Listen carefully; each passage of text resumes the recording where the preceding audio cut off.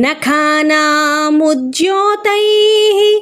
నవనళినరాగం విహసతాం कराणां ते कान्तिं कथय कथयामः कथमु मे कयाचिद्वा साम्यं भजतु कलयाहं तकमलं यदि क्रीडल्लक्ष्मी చరణతలలాక్షారసచణం.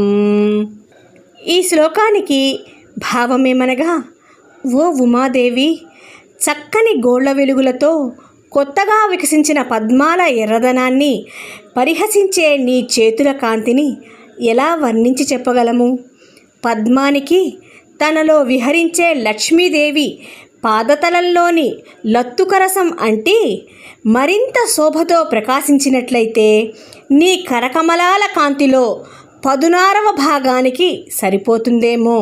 ఎంత ఆశ్చర్యకరం అని భావము.